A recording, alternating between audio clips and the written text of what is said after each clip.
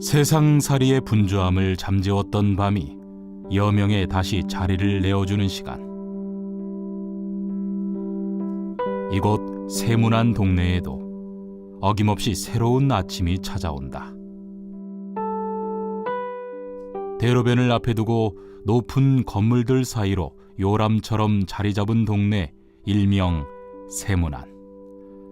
조선 4대문 중 하나였던 도니문이 한 세기 전까지 지척에 있었고, 광해군 때 창건된 경희궁과 담장을 맞대고 있는 동네. 이들 유적이 일제의 순환을 당하는 동안에도 세문안은 그 생명을 잃지 않고 이어져 왔다. 이제 이곳이 새로운 변화를 준비한다.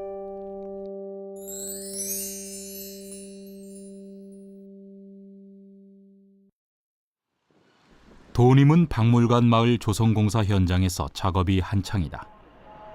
이곳은 기존의 전면 철거 개발과 다르게 지역 특성 유지 방식을 선택했다.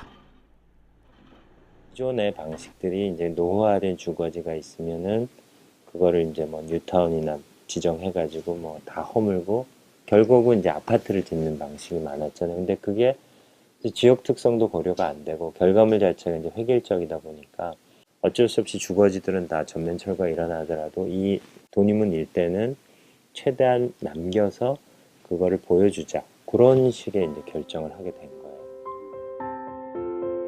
동네 이름 세문안은 도니문의 안쪽을 뜻한다.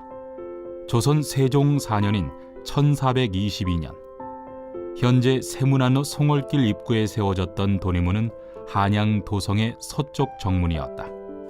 한양 출입로였던 도니문은 19세기 말까지 명청의 사신 영접과 조선 관리의 연행 때 반드시 통과하던 외교길이기도 했다. 개화기 때에는 자연스레 서양 문물의 통로가 됐다. 프랑스 상인 브레상은 세문안에서 광산업과 금융업을 했고, 미국인 테일러는 고급 시계와 쉐보레 자동차 수입상을 했는데, 테일러는 조선을 자동차로 일주하며 여러 글과 사진을 남겼다. 1934년에는 7-26번지 일대에 의약기업 유한양행이 신사옥을 마련한다. 이 건물은 이후 강원산업, 현대제철 등의 사옥으로 이용되다 현재는 서울시의 도시건축센터로 건설 중에 있다. 해방과 한국전쟁을 거치고 60년대에 들어서며 주택가 세문안에 신풍속도가 생겼다. 학생들의 과외방이 대거 형성된 것이다. 철아, 또 어디 가니? 좀 이따 과외 공부하지 않고. 어이 참, 좀 놀다 갈래요. 지금 놀게 됐니? 경제개발과 맞물려 교육열이 치솟던 시기였다. 전국에 퍼진 과외 열풍은 심각한 사회 문제가 됐다. 세문안의 많은 주택들도 과외방 구조로 개조됐다. 가보니까 이건 완전히 이게 과외 천지인 거예요. 완전히 팀들이 수없이 많아요. 네. 그러니까 그 동네가 네. 덕숭민학교, 수성민학교, 미동국민학교 딱 둘러싸인 동네라서 네. 이 경기를 향한 애들의 과외방은 다 여기 다 있다고 보면 돼요. 진광준 국어책 1페이지 읽어 그러면 이걸 딱 드는데 새까만데 읽어요. 근데 여기 안 보고 읽는다니까요. 네. 근데 그게 국어뿐만이 아니라 모든 과목이 다. 전 과목이 다 새까매요. 근데 그걸 애들이 다 외워요. 그런 공부를 시키는 거예요. 그리고 1980년 전두환 신군부에 의해 과외 금지 조치가 내려졌다. 세문안 주변 명문고들이 강남으로, 학원들은 4대문 밖으로 이전하면서 이 지역의 과외촌도 한 시절을 마감한다.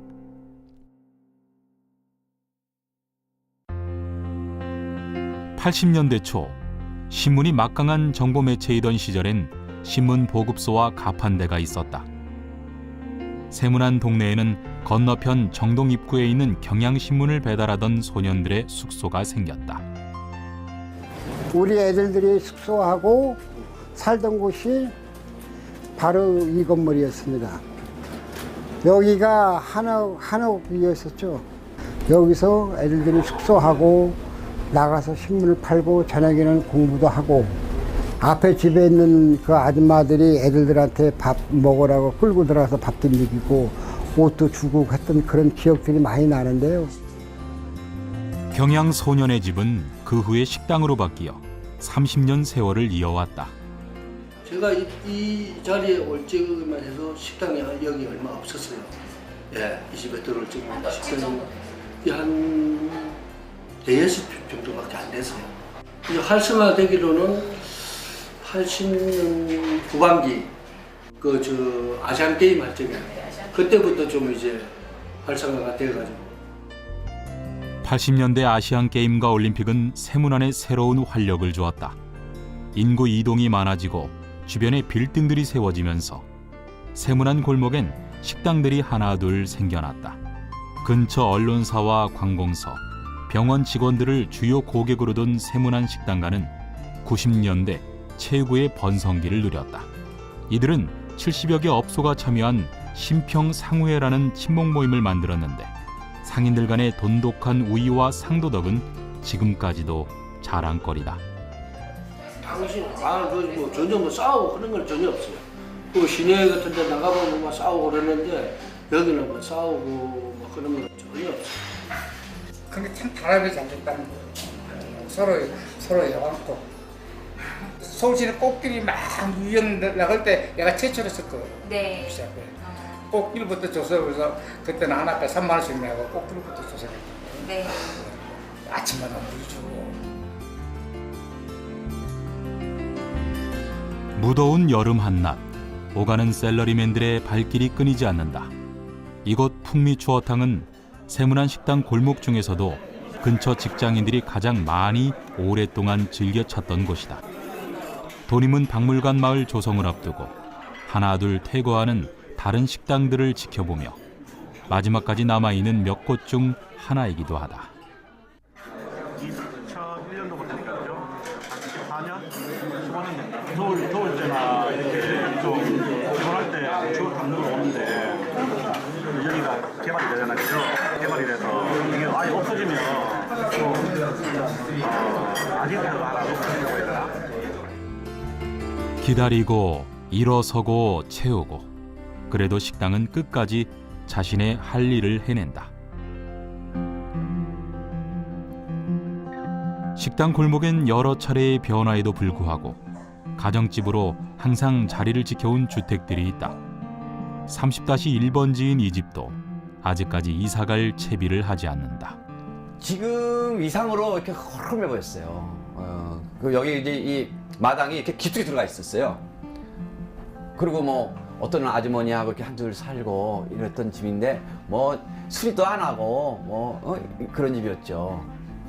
제일 좋았던 게 우리 딸이 이제 초등학교 때부터 그게 소망이었는데 결국 이제 지금 여기 구립 유치원을 다녀요. 그것도 즐거운 일 중에 하나죠.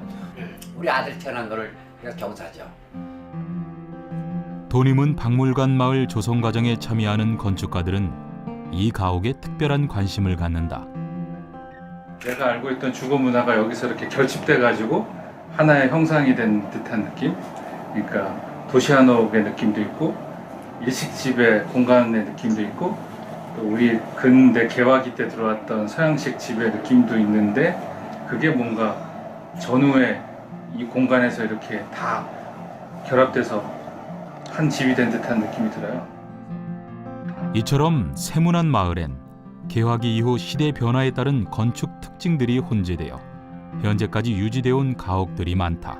그 동네에 있는 건물들은 사실은 여러 켜가 쌓여 있는 거죠. 아주 초기에는 성곽 옆에 경비나 이런 것도 하는 어떤 시설도 들어있고 마을도 있는 조그만 단위의 동네였는데 그러니까 일식 가옥이 거기 부분적으로 섞인 거는 사실은 이제 그 개화기 때 쌓인 켜가 있는 거고요.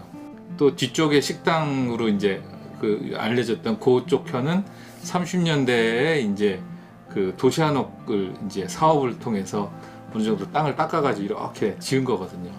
그런 속에서 사실은 굉장히 특이한 이게 일식집도 아니고 한옥도 아니고 양옥도 아닌 아주 특이한 집이 이제 가운데 있기도 하고 시간이 켜켜이 쌓여가지고 만들어낸 어떤 환경들이 약간 섬과 같은 공간에 밀집되어 있었다. 그래서 그게 매우 재미났죠. 계절은 겨울로 접어들었다. 박물관 마을 변신을 앞두고 대부분이 떠난 식당 골목의 한쪽 풍경은 쓸쓸하다. 이 식당은 오늘 마지막으로 손님을 받는다. 오늘까지 항상 했어요. 첫 손님을 맞듯 주인은 집 앞을 더욱 정성스레 비질한다. 오랜 세월 차려온 상차림에도 새삼 감회가 깃든다. 그동안 찾아와서 음식을 먹어준 모든 이에게 감사하다. 마지막 날 일어나서 밥상도 손님도 주인도 특별한 법석은 없다. 그렇게 마지막 식탁을 끝으로 한정은 문을 닫았다.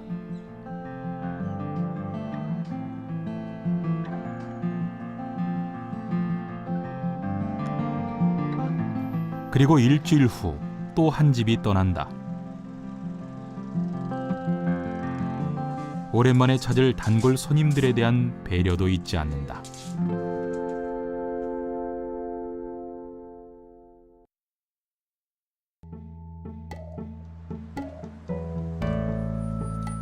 세문안 마을에서 너무 멀리 가지는 않았다. 쓰던 물건들과 새로 장만한 물건들이 섞인다. 세문안에서의 기억은 사람에게만 있지 않다. 이 밥솥은 오랜 시간 식당 운영을 함께 해온 의미 있는 물건이다. 우리 아저씨가 무섭단 일을 막 버리는 싫어해요. 조금만 저거 버리면 막 혼나. 그래서 내가 가져왔지. 33년? 그 동네 33년 살았는데 딱 33년 살았고 대학까지 살았네.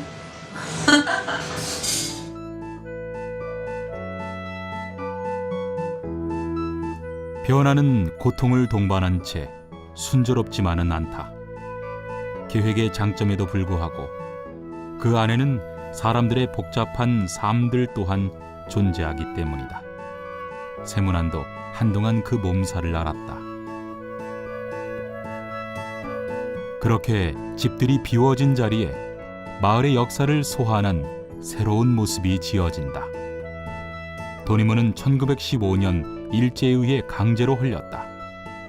한 세기를 지나 도니문은 그 역사의 기억을 밟아 마을과 함께 다시 부활한다. 시대마다 담는 모습은 달랐지만 세문안은 역사 속에서 여전할 것이다. 언제나 그래왔던 것처럼.